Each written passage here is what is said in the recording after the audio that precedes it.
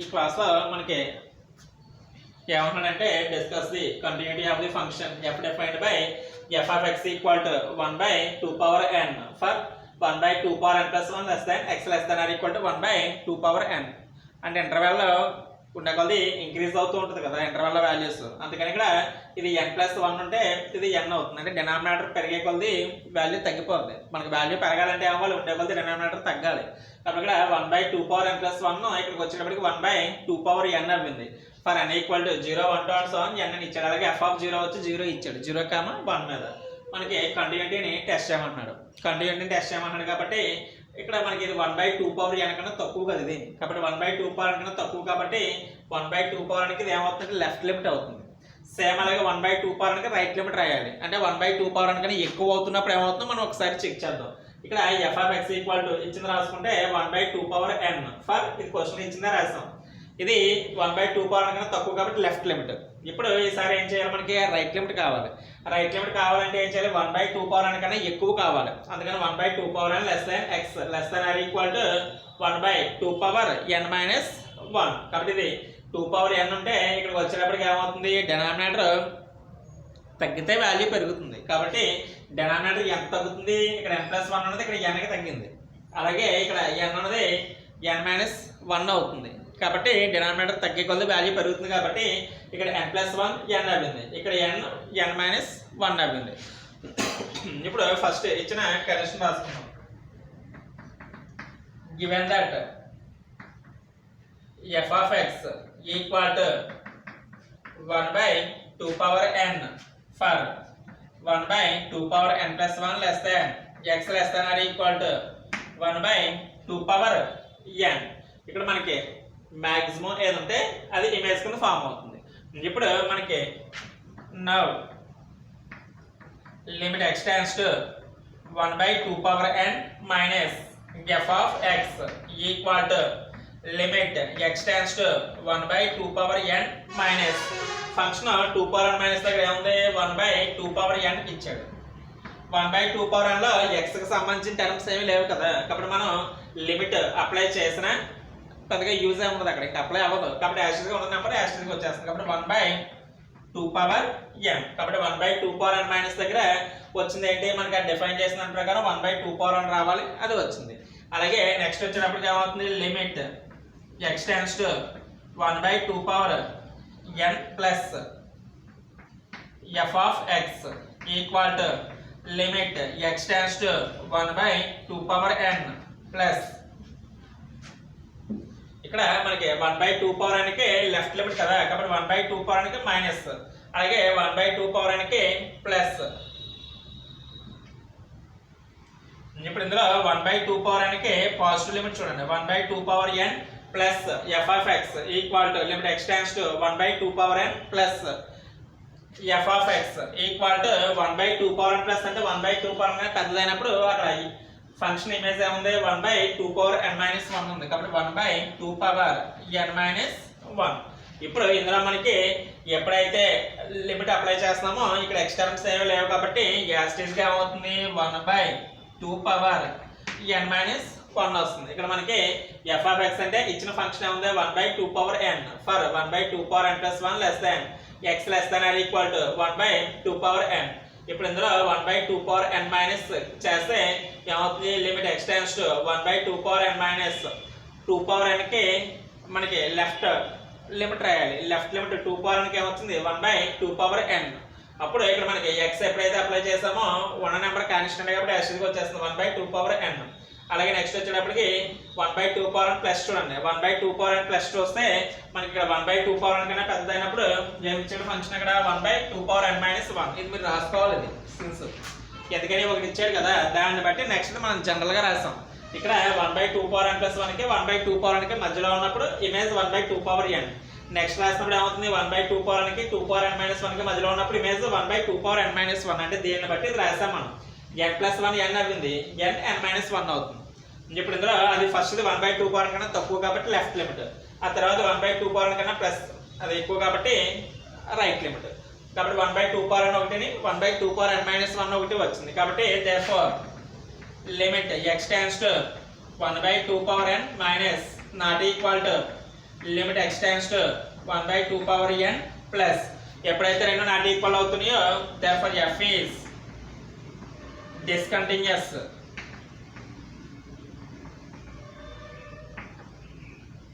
at x equal to 1/2 power n.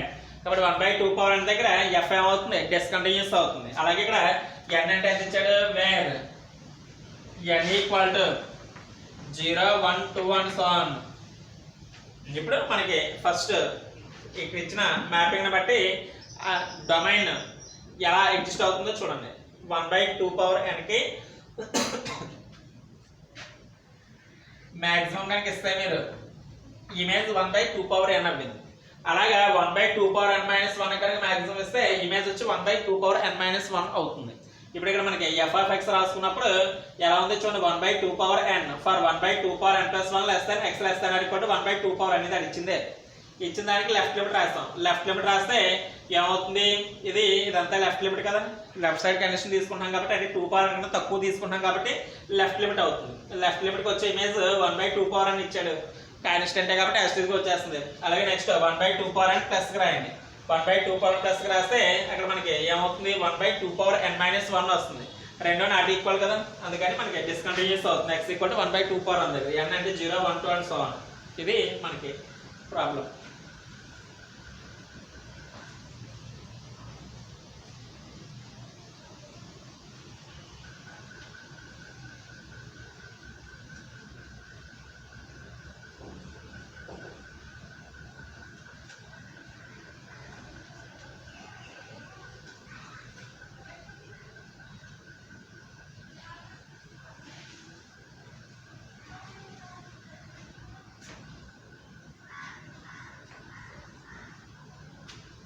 Next theorem.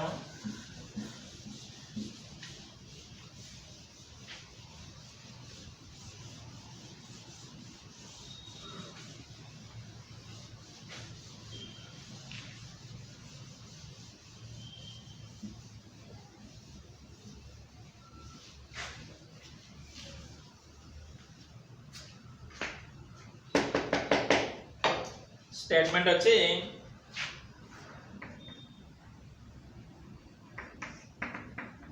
if f is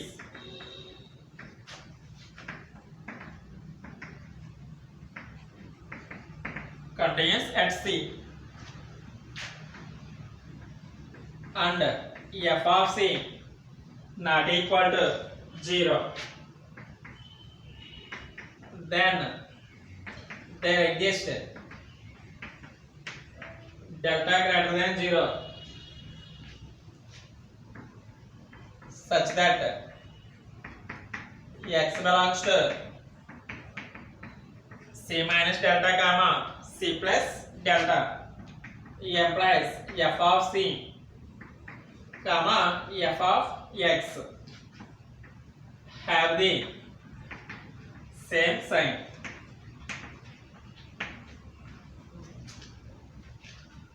ఇక్కడ మనకి ఏమంటాడంటే f అనేది c దగ్గర కంటిన్యూస్ అని ఇచ్చాడు. అలాగే f of c not equal to 0 అని ఇచ్చాడు. ఇచ్చినప్పుడు మనకి ఏమన్నాడు there exist delta greater than 0 such that x belongs to c minus delta comma c plus delta. అంటే x అనే ఒక ఎలిమెంట్ ఎక్కడ ఉంది c నైబర్హుడ్ లో తీసుకున్నారు. x అనే ఎలిమెంట్ ని c నైబర్హుడ్ లో తీసుకున్నప్పుడు f of c f of x వచ్చి సేమ్ సైన్స్ ఎగ్జిస్ట్ అవుతాయి అని చెప్పమన్నాడు. అంటే f of c పాజిటివ్ అయితే f of x పాజిటివ్ అవుతుందని చెప్పాలి. ఒకవేళ f of c నెగిటివ్ అవుతుంది అనుకోండి f of x కూడా నెగిటివ్ అవుతుంది అని చెప్పాలి. ఫస్ట్ అక్కడ మనకి f of c f of x have the same sign అన్నాడు కదా, కాబట్టి f of c not equal to 0 అంటే f of c ఎప్పుడైతే 0 కాదో అయితే అది పాజిటివ్ అయిన అవుతుంది లేకపోతే నెగిటివ్ అయిన అవుతుంది. కాబట్టి ఫస్ట్ కేస్ 1 లో suppose f of c greater than 0. ఇక్కడ మనకి f of c ని పాజిటివ్ అనుకోండి. ఎప్పుడైతే పాజిటివ్ అనుకున్నారో ఎప్సిలాన్ అంటే పాజిటివ్ కాబట్టి we can take epsilon equal to f of c greater than 0. ఇక్కడ మనకి f of c ని పాజిటివ్ అనుకోండి. ఎప్పుడైతే f of c ని పాజిటివ్ అనుకున్నారో ఇక్కడ ఎప్సిలాన్ అంటే ఏమవుతుందంటే f of c అవుతుంది. f of c వచ్చి పాజిటివ్ అవుతుంది. ఇక మనకి f c దగ్గర కంటిన్యూస్ అని ఇచ్చాడు కదా, అది యూజ్ చేద్దాం. Given that f is continuous at c. ఎప్పుడైతే ఎఫ్ అనేది సి దగ్గర కంటిన్యూస్ అవుతుందో కంటిన్యూస్ డెఫినేషన్ రాయండి. That is for each epsilon greater than 0 there exist delta greater than 0 such that mod x minus c less than delta implies mod f of x minus f of c less than epsilon. ఇక్కడ మనకి continuous definition రాస్తాం. C దగ్గర continuous కాబట్టి epsilon greater than 0 కి ఒక delta exist అవి mod x minus c less than delta implies mod f of x minus f of c less than epsilon. ఇప్పుడు ఇక్కడ మనకి నైబర్హుడ్ ప్రాపర్టీ యూజ్ చేస్తే ఏమవుతుంది? f of c minus epsilon less than అంటే ఇది mod x minus a less than delta. మనకి neighbourhood property అంటే a minus delta less than x less than a plus delta. కాబట్టి f of c minus epsilon less than f of x less than f of c plus epsilon. ఇది మనకి mod x minus a less than delta apply చేస్తాం అనుకోండి. ఏంటంటే ఇక్కడ a minus delta అంటే f of c minus epsilon less than, x అంటే f of x less than, a plus delta అంటే f of c plus epsilon. ఇప్పుడు ఇందులో మనకి ఎప్సిలాన్ అంటే f of c అనుకున్నాం కదా, అది సబ్స్టిట్యూట్ చేస్తే ఎంత అవుతుంది? That employees f of c minus f of c less than f of x less than f of c plus f of c. అప్పుడు ఎంత అవుతుంది? 0 less than f of x less than 2 into f of c. f of c positive కదా, 0 positive, ఈ 2 into f of c కూడా positive. రెండు positive numbers మధ్య f of x ఏమవుతుంది? Positive అవుతుంది. కాబట్టి therefore f of x greater than 0 for all x belongs to ఎక్కడ తీసుకున్నాం మనం? c minus delta కానీ c plus delta కి. అంటే ఇక్కడ నైబర్హుడ్ ప్రాపర్టీ యూజ్ చేస్తే ఏమవుతుంది? x ఎక్కడ ఉన్నట్టు వస్తుంది? c minus delta కి c plus delta కి మధ్యలో ఉన్నట్టు వస్తుంది. mod x minus c less than delta meaning అదే కదా. mod x minus c less than delta అంటే నైబర్హుడ్ ప్రాపర్టీ ఏంటి? a minus delta less than x less than a plus delta. అది apply చేస్తే ఇక్కడ c minus delta less than x less than c plus delta. అందుకని ఇక్కడ x c minus delta కి c plus delta కి మధ్యలో ఉన్నప్పుడు f of x పాజిటివ్ అని వచ్చింది. అంటే మనం f of c పాజిటివ్ అని తీసుకుంటే f of x కూడా పాజిటివ్ అని వచ్చింది. కాబట్టి therefore f of x and f of c have the same sign. ఇది ఫస్ట్ కేస్ 1. నెక్స్ట్ వచ్చేటప్పటికి కేస్ 2. కేస్ 2 వచ్చేటప్పటికి మనకి f of c 0 కాదు. 0 కాదు అంటే మీనింగ్ అది పాజిటివ్ అయినా అవ్వచ్చు, నెగిటివ్ అయినా అవ్వచ్చు. ఇక్కడ మనకి కేస్ 1లో f of c పాజిటివ్ అని వచ్చింది కదా. ఈసారి ఇక్కడ సపోజ్ ఈ f of c less than 0 అంటే నెగిటివ్ కింద తీసుకోండి. నెగిటివ్ కింద తీసుకుంటే మనకి ఎప్సిలాన్ అనేది ఎప్పుడు కూడా పాజిటివ్ కింద ఉండాలి. కాబట్టి ఇప్పుడు మనం తీసుకున్న f of c నెగిటివ్ కదా, అందుకని ఏం చేస్తారంటే we can take epsilon equal to minus f of c. f of c ఎప్పుడైతే నెగిటివ్ తీసుకున్నామో మైనస్ f of c ఏమవుతుంది? ఆటోమేటిక్గా పాజిటివ్ అవుతుంది. మైనస్ ఇంటూ మైనస్ ప్లస్ కాబట్టి. ఇప్పుడు మనకి సేమ్ మళ్ళీ కంటిన్యూస్ డెఫినేషన్ యూజ్ చేసుకోండి. Since f is continuous at c, అప్పుడు ఆటోమేటిక్గా ఏమవుతుంది? That is for each epsilon greater than 0 there exist delta greater than 0 such that mod x minus c less than delta implies mod f of x minus f of c less than epsilon. ఇప్పుడు ఇందులో మనకి neighbourhood property use చేయండి. Use చేస్తే ఏమవుతుంది? f of c minus epsilon less than f of x less than f of c plus epsilon. ఇప్పుడు ఇందులో epsilon plus మనం తీసుకున్న మైనస్ f of c రాయండి. రాస్తే f of c ని minus of minus plus f of c less than f of x less than f of c. epsilon అంటే minus f of c. అప్పుడు f of c రెండు కాబట్టి 2 into f of c less than f of x less than 0. f of c negative కదా, అంటే 2 into f of c కూడా ఏమవుతుంది? Negative అవుతుంది. ఇది 0, ఇది నెగిటివ్. ఈ రెండింటికి మధ్యలో f of x ఉంది. రెండు నెగిటివ్ వాల్యూస్ మధ్యలో f of x ఉంది కాబట్టి therefore f of x కూడా నెగిటివ్ అవుతుంది. కాబట్టి f of x నెగిటివ్. ఇక్కడ x ఎక్కడ మనకి mod x minus c less than delta నుంచి వచ్చింది కాబట్టి for all x belongs to c minus delta gamma c plus delta. అంటే f of x పాజిటివ్ అవుతుంది, నెగిటివ్ అవుతుంది. కాబట్టి ఇక్కడ f of c పాజిటివ్ అయితే f of x పాజిటివ్ అవుతుంది, f of c నెగిటివ్ అయితే f of x కూడా negative అవుతుంది. కాబట్టి therefore f of x and f of c have the same sign. ఇది స్టేట్మెంట్లు జాగ్రత్త గుర్తుపెట్టుకోండి. ప్రూఫ్స్ పెద్ద అవసరం ఉండదు, కానీ ఇది బోరెల్స్ థియరం ఇంపార్టెంట్. బోరెల్స్ థియరం ప్రూఫ్ పర్ఫెక్ట్గా చేయండి. అలాగే కంటిన్యూస్ అయితే బౌండెడ్ అవుతుందని థియరం చెప్పాను కదా, అది కూడా బాగా ఇంపార్టెంట్. ఆ రెండు పర్ఫెక్ట్గా చేయండి. ఇవి స్టేట్మెంట్లు గుర్తుంటే చాలు, ప్రూఫ్స్ పెద్దగా అవసరం ఉండవు. అయినా జనరల్గా చూడండి ఒకసారి, ఈజీగానే ఉంటాయి. ఎఫ్ ఆఫ్ సి పాజిటివ్ అనుకోండి, మనకి ఎప్సిలాన్ అంటే పాజిటివ్ కాబట్టి ఎప్సిలాన్ ఎఫ్ ఆఫ్ సి అనుకున్నాం. కంటిన్యూస్ డెఫినేషన్ రాస్తాం, దీనికి నైబర్హుడ్ ప్రాపర్టీ వాడి ఎప్సిలాన్ అంటే ఏముందో అది రాస్తాం అంతే అందులో. కాబట్టి ఆటోమేటిక్ జీరో కానీ పెద్దది కాబట్టి పాజిటివ్ అవుతుంది. ఇది కూడా మనకి నైబర్హుడ్ ఇది రాసేస్తారు. అంటే ఇక్కడ మనకి మా X minus less than delta అని ఇదే, అందుకని ఫర్ ఆల్ ఎక్స్ బిలాంగ్స్ అని చెప్పి రాశాను. ఇక్కడ పాజిటివ్, ఇది పాజిటివ్ వచ్చింది కదా మనకి, రెండో పాజిటివ్ కాబట్టి సేమ్ సైన్. సేమ్ అలాగే నెగిటివ్ తీసుకున్నప్పుడు కూడా చేస్తారు, నోట్ చేసుకుంటుంది.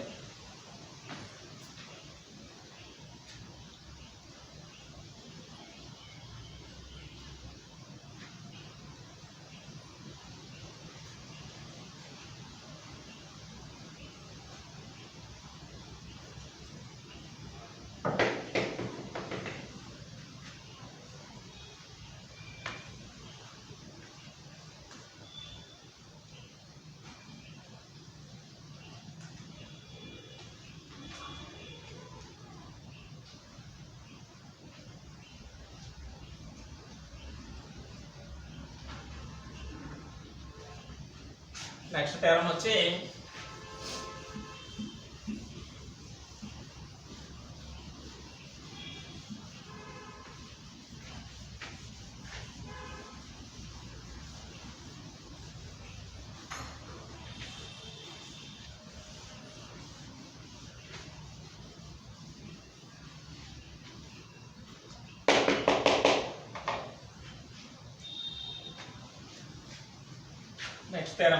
if f is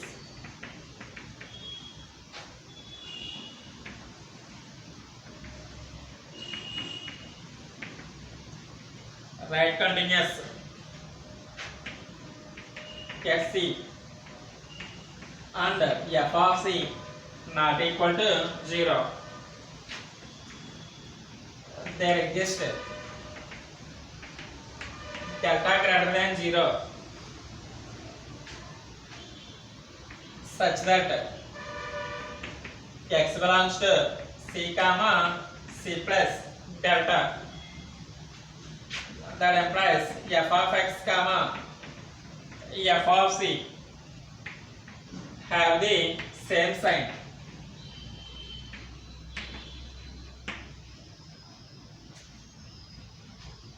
ఇక్కడ మనకి f అనేది రైట్ కంటిన్యూస్ అని ఇచ్చాడు c దగ్గర.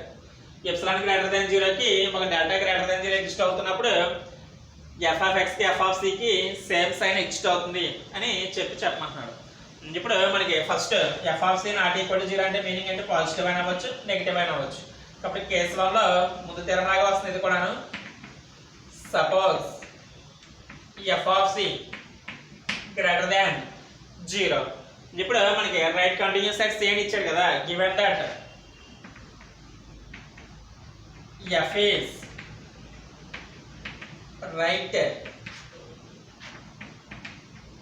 continuous at c. ఎప్పుడైతే f రైట్ కంటిన్యూస్ అని ఇచ్చాడో మనకి డెఫినేషన్ రాయండి. దట్ ఈస్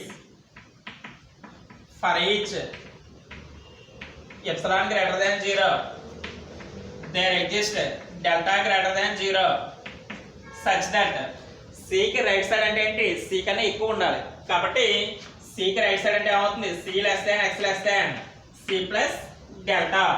అంటే రైట్ సైడ్ అంటే ఏంటి, c కన్నా ఎక్కువ ఉన్నది, లెఫ్ట్ సైడ్ అంటే c కన్నా తక్కువ ఉన్నది. కాబట్టి c కన్నా ఎక్కువ ఉన్నది అంటే c తర్వాత ఏమవుతుంది, c ప్లస్ డెల్టా ఉన్నది. అంటే c కి neighbourhood c minus delta, c plus delta. c plus delta ఉన్నది right side, c minus delta ఉన్నది లెఫ్ట్ సైడ్. కాబట్టి రైట్ కంటిన్యూటీ అని ఇచ్చాడు కాబట్టి c less than x less than c plus delta implies mod f of x minus f of c less than epsilon.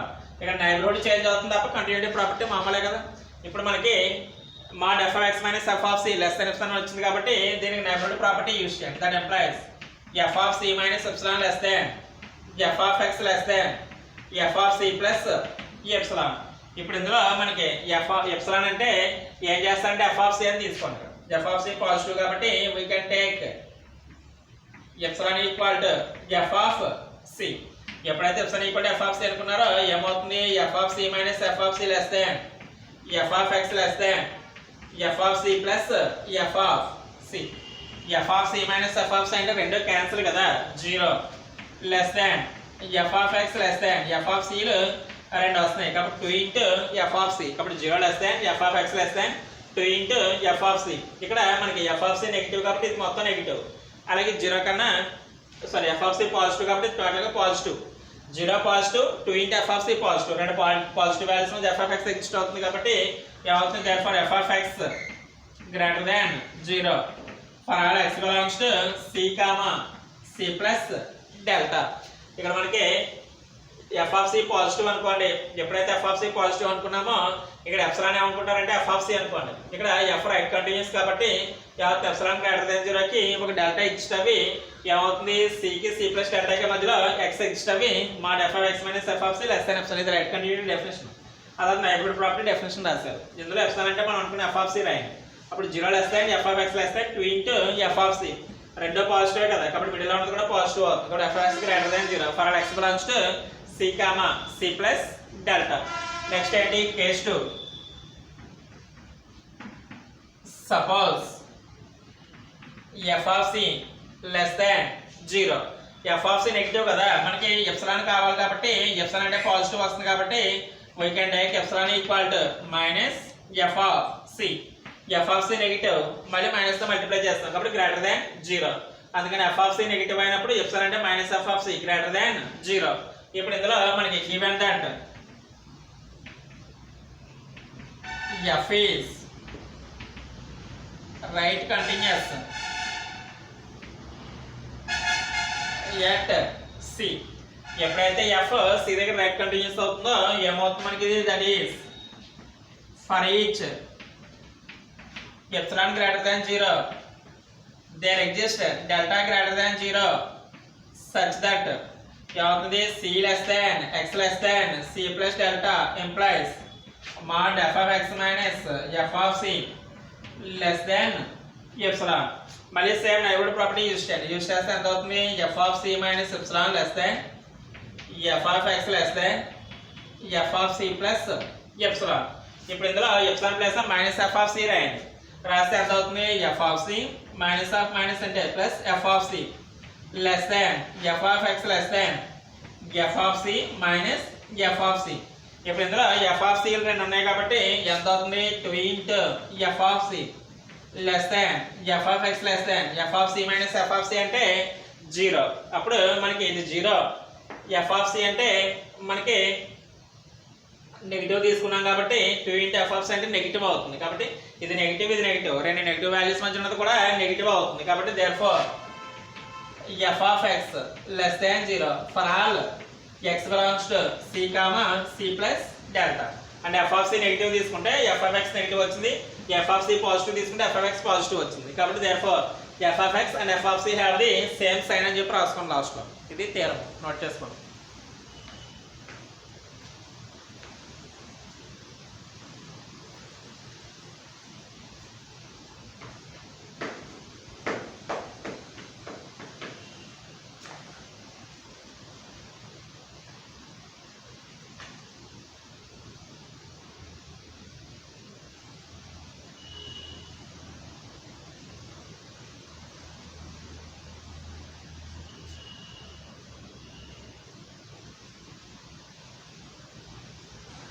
ఇది మనకి right కంటిన్యూస్కి సంబంధించి అంటే మనకి ముందు చెప్పుకున్నప్పుడు దీనికి ముందు తీరంలో సి దగ్గర కంటిన్యూస్, సి దగ్గర అంటే పూర్తిగా కంటిన్యూస్ అవ్వింది.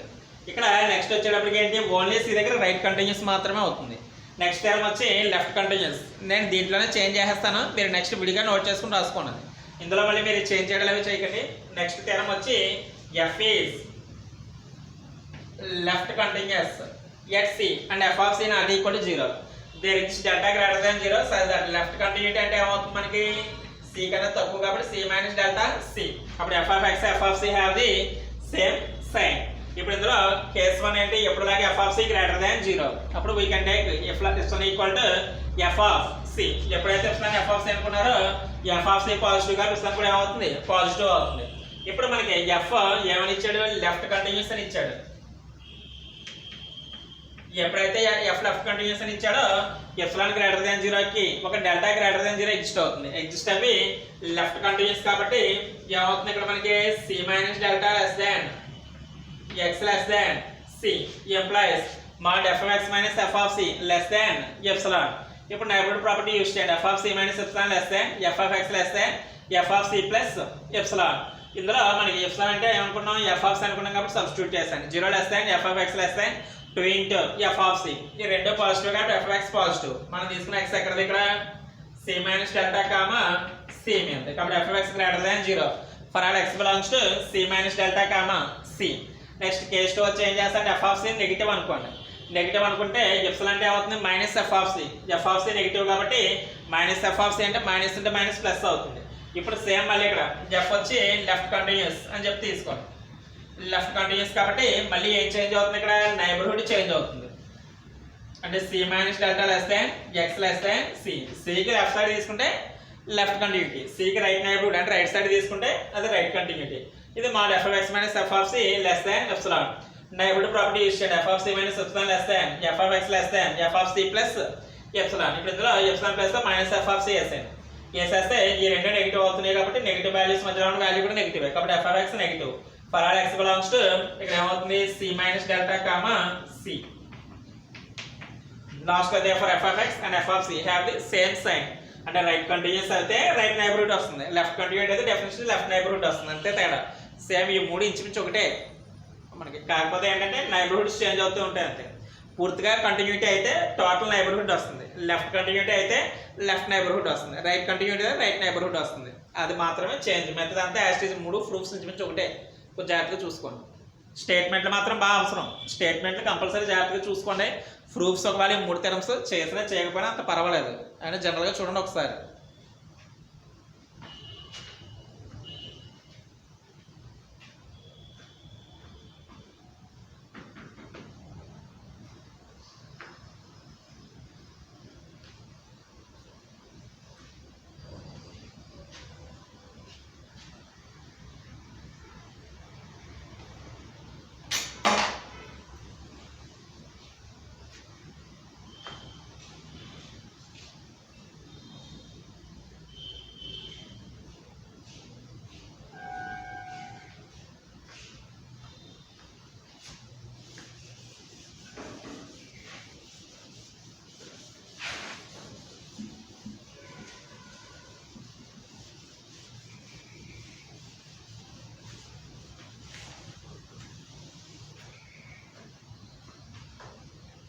ఈ థియరమ్స్ కంప్లీట్ అయిన తర్వాత నెక్స్ట్ వచ్చేది ఏంటంటే మనకి బోల్జనాస్ థియరం ఒకటి వస్తుంది, ఇంటర్మీడియట్ వాల్యూ థియరం ఒకటి వస్తుంది. అవి రెండు కూడా మోస్ట్ ఇంపార్టెంట్. ఒక థియరం వస్తే ఇంచుమించుగా నెక్స్ట్ కూడా అలాగే ఉంటుంది. కాబట్టి కొంచెం జాగ్రత్తగా ఇప్పుడు చెప్పేది వినండి. వింటే అప్పుడు నెక్స్ట్ మీకు థియరమ్స్ చేసేటప్పుడు ఈజీగా అర్థమవుతుంది. ఇప్పుడు ఫర్ ఎగ్జాంపుల్ మనకి ఒక ఇంటర్వెల్ ఎలా తీసుకున్నారు, close interval a comma B. Close interval a comma b అంటే ఎలా వస్తుంది, ఏ వస్తుంది, ఏకి బికి మధ్యలో వస్తాయి, అలాగే బి వస్తుంది. అంటే ఇక్కడ మీకు 2,5 అనే ఒక క్లోజ్ ఇంటర్వెల్ తీసుకున్నారు. తీసుకుంటే ఏమవుతుంది 2 ఉంటుంది, నెక్స్ట్ 2కి 5కి మధ్యలో ఉంటాయి, అలాగే 5 ఉంటుంది. కాబట్టి 2 ఓపెన్ ఇంటర్వెల్ 2,5 5 అంటే 2 దాటిన తర్వాత 2.1 నుంచి వచ్చే వాల్యూస్ 4.9 వరకు మనకి మీకు 2,5 అని ఓపెన్ ఇంటర్వెల్లోకి వస్తాయి. ఇక లాస్ట్లో మిగిలేదు పర్ఫెక్ట్ వాల్యూ. అంటే పర్ఫెక్ట్ వాల్యూస్ మాత్రం విడివిడిగా వస్తాయి. ఆ పర్ఫెక్ట్ వాల్యూస్ కాకుండా మధ్యలో ఉన్న పాయింట్ వాల్యూస్ మిగిలిన వాల్యూస్ అన్నీ కూడా ఓపెన్ ఇంటర్వెల్ ఏ కామా బిలోకి వస్తాయి. ఇప్పుడు మనకి ఇదే ఇంటర్వెల్ తీసుకున్నారు మీరు.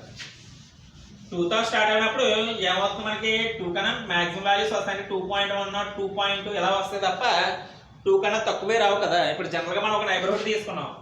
ఏకి నైబర్హుడ్ ఏమవుతుంది A minus delta A plus delta. అంటే మీరు తీసుకున్న నెంబర్కి నైబర్హుడ్ అంటే ఏంటి, తక్కువ ఉండాలి ఎక్కువ ఉండాలి. ఒక డెల్టా డిస్టెన్స్ అటు ఇటు ఉన్నవి ఏమవుతాయి అంటే మనకి నైబర్హుడ్స్ అవుతాయి. కాబట్టి ఇక్కడ మనం ఏ తీసుకున్నప్పుడు క్లోజ్డ్ ఇంటర్వెల్ రాస్తుంటే ఎగ్జాక్ట్గా ఏతోనే స్టార్ట్ అవుతుంది. ఏతో స్టార్ట్ అవి ముందుకు వెళ్తాయి వాల్యూస్. అంటే ఏ కన్నా ఎక్కువే వస్తాయి, ఏ కన్నా ఎక్కువే వస్తాయి. కాబట్టి ఇక్కడ మనకి ఏ కన్నా తక్కువే రావు. అందుకని ఏమవుతుందంటే ఏకి వచ్చేటప్పటికి neighbourhood A comma A plus delta A comma A అదే A minus delta comma A రాదు, ఎందుకని ఏ కన్నా తక్కువ లేవు కదా, ఎగ్జాక్ట్గా క్లోజ్డ్ ఇంటర్వెల్ అంటే ఏతోనే స్టార్ట్ అవుతుంది అని. కాబట్టి ఇక్కడ వచ్చేది మీకు ఏ కామా ఏ ప్లస్ డెల్టా వస్తుంది, అంటే ఏ ప్లస్ మాత్రమే వస్తుంది లిమిట్. ఇక నెక్స్ట్ బి చూసుకుంటే బీతో ఆగిపోతుంది ఇది ఇంటర్వెల్, బి కన్నా ఎక్కువ రావు, ఇంకా బి కన్నా ఎక్కువ రావు అంటే మీనింగ్ బీతో ఆగిపోయిందంటే బి కన్నా తక్కువే ఉంటాయి. కాబట్టి దీనికి వచ్చే నైబర్హుడ్ ఏమవుతుందంటే B minus delta comma B, ఇది B minus delta comma B. ఇంకా కావాలి ఇక్కడ మీరు ఏతో ఎగ్జాక్ట్గా స్టార్ట్ అవుతుంది కాబట్టి ఏ క్లోజ్ ఇంటర్వల్ పెట్టుకోవచ్చు, ఏ కామా ఏ ప్లస్ డెల్టా అంటే ఏ ప్లస్, అలాగే ఎగ్జాక్ట్గా బి దగ్గర క్లోజ్ అవుతుంది కాబట్టి కావాలి బికి క్లోజ్ బ్రాకెట్ పెట్టుకోవచ్చు, b minus delta comma b అంటే బి కన్నా తక్కువ వేస్తున్నాయి కాబట్టి దీనికి ఏమవుతుందంటే బి మైనస్. ఇది మిడిల్లోది కదా, మిడిల్లోది కాబట్టి ఏ బికి మిడిల్లో ఏదో సమ్ సి తీసుకున్నారనుకో, ఫర్ ఎగ్జాంపుల్ ఏకి బికి మధ్యలో ఉంటుంది కదా సి, సి ఏకి బికి మధ్యలో కాబట్టి మిడిల్లో వాల్యూస్ అన్నిటి కూడా లెఫ్ట్ నైబర్హుడ్ ఉంటుంది, రైట్ నైబర్హుడ్ ఉంటుంది. కాబట్టి సికి వచ్చేటప్పటికి ఏమవుతుందంటే c minus delta c plus delta రెండు ఎగ్జిస్ట్ అవుతాయి, రెండు ఎగ్జిస్ట్ అవుతుంది కాబట్టి సి మైనస్ వస్తుంది సి ప్లస్ వస్తుంది. కాబట్టి మనం తీసుకున్నవి ఏదైనా క్లోజ్ ఇంటర్వెల్ తీసుకున్నప్పుడు అంటే నెక్స్ట్ టైం క్లోజ్ ఇంటర్వెల్ మీద చేస్తాడు. క్లోజ్ ఇంటర్వెల్ తీసుకుంటే ఏమవుతుందంటే మనకి 3 పార్ట్స్ వస్తాయి, ఆ 3 పార్ట్స్తో ఫస్ట్ ఏతో స్టార్ట్ అవ్వేది, తర్వాత బీతో ఎండ్ అవ్వేది, ఏకి బికి మధ్యలో ఉండేవి. ఏతో స్టార్ట్ అవ్వింది అంటే ఏ నుంచి మొదలుపెట్టి ఇంకా పెరుగుతాయి తప్ప ఇంకా తగ్గవు కదా, వెనక్కి రాడు కదా, ముందుకు వెళ్తాడు తప్ప క్లోజ్ ఇంటర్వెల్ అంటే. అందుకని ఏతో మొదలుపెట్టి ముందుకు వెళ్తాడు కాబట్టి ఏ ప్లస్ మాత్రమే వస్తుంది, అంటే క్లోజ్ ఇంటర్వెల్ ఏమంటే ఏ ప్లస్. అలాగే క్లోజ్ ఇంటర్వెల్ బీతో ఆపేసాడు అనుకోండి ఏమవుతుంది, బీ కన్నా పెద్దవి రావు, ఇంకా ఇంటర్వెల్ అయిపోయింది కాబట్టి బీ కన్నా తక్కువే ఉంటాయి, అందుకని ఇక్కడ బి మైనస్. ఇప్పుడు మిడిల్ అనేటప్పటికి ఏమవుతుంది, మొత్తం అన్నీ వస్తాయి, మిడిల్లో మొత్తం అన్నీ వచ్చాయి కాబట్టి దీనికి మీరు లెఫ్ట్ నైబర్హుడ్ వస్తుంది, రైట్ నైబర్హుడ్ వస్తుంది. కాబట్టి మిడిల్లో ఉన్న నెంబర్స్ అన్నిటికీ కూడా టోటల్ నైబర్హుడ్స్ వస్తాయి. కాకపోతే స్టార్టింగ్ ఎండింగ్ ఉన్న వాటికి మాత్రము, స్టార్టింగ్ అంటే ఇక్కడ స్టార్ట్ అవి పెరుగుతాయి కాబట్టి రైట్ లిమిట్ వస్తుంది, ఇక్కడ దీంతో ఎండ్ అయిపోద్ది, ఇంకా పెరగవు. ఎప్పుడైతే ఎండ్ అయిపోయిందో దానికన్నా తక్కువ ఏంటి తప్ప దానికన్నా ఎక్కువ ఉండవు కదా, అందుకని దానికన్నా తక్కువ వెళ్ళినప్పటికీ ఏమవుతుందంటే బి మైనస్. ఇది మనకి ఒక ఇంటర్వెల్ మీద కంటిన్యూటీ టెస్ట్ చేయాలంటే మీరు క్లోజ్ ఇంటర్వెల్ మీద ఏం చేస్తారు, ఫస్ట్ పాయింట్ దగ్గర రైట్ కంటిన్యూటీ టెస్ట్ చేయాలి, చివరి పాయింట్ దగ్గర లెఫ్ట్ కంటిన్యూటీ టెస్ట్ చేయాలి, అలాగే మిడిల్లో ఉన్న వాటి దగ్గర టోటల్ కంటిన్యూటీ టెస్ట్ చేయాలి. అవన్నీ జరిగితే అప్పుడు పూర్తిగా క్లోజ్ ఇంటర్వెల్ మీద మనకి కంటిన్యూటీ సాటిస్ఫై అవుతుంది అని చెప్తాం అన్నమాట. ఇది మనకి దీనికి కావాలి మీరు సైడ్ హెడింగ్ అని పెట్టుకోండి, continuity of an closed interval అని పెట్టి రాసుకోవచ్చు.